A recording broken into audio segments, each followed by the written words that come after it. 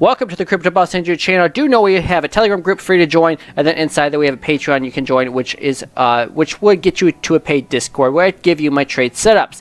And I am in a trade right now, which I will tell you about. But if you would have been in my Patreon, you would have known I entered it earlier today. Right now, Bitcoin is below $42,000. I've talked about this for several years now. Actually, that 42K is strong resistance, strong support, depending on if you're below or above it. Right now, you're at $41,289. Reason I'm bearish longer term is you look at the weekly chart, you're just starting to curve down on the stock RSI. I haven't looked at the monthly chart in a long time, but I'm very anxious to do so. And the monthly charts I actually overbought as well. I never really look at that time frame because it doesn't change very often. The 3-month time frame actually still has more room, so really the bull market's just getting started based on the 3-month. But the monthly time frame and the weekly is bearish, so right now I would just take that with a grain of salt. If we go down to the daily chart is ready for a bounce. Actually, I also want to look at the 3-day. 3-day is also ready for a bounce, but again, the weekly is longer term, I think, going to continue to push you to the downside. If we go down to the 4-hour chart, you just lost the 200 simple moving average and the 200 simple moving average and the 200 moving average.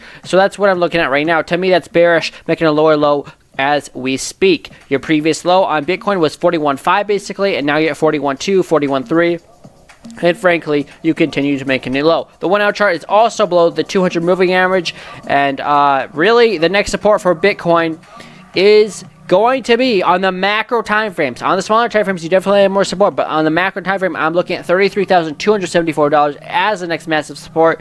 And below that, obviously, $30,000 is going to be strong support. So that is really my macro support and resistances. Obviously, the upside, you have resistance at 42,000. I don't know why some of my lines have been deleted because I don't see a line there. And also at 48,235, you have some resistance as well. I'm going to add that line at 42,000. I don't know why it got deleted. I don't know what's going on with my chart. But that's what we're looking at right now for Bitcoin. And I'm more bearish. I believe we are going to go lower to the low $30,000 range in the next few months. Now, short term, you could definitely get a bounce because the 4-hour time frame is oversold. The 1-hour time frame is oversold. But really, even on the 1-hour chart, until Bitcoin gets back above the 200 moving average, and I use the 200 simple moving average, but until it gets above the 200 moving average, which is at $43,600, I can't be bullish on Bitcoin.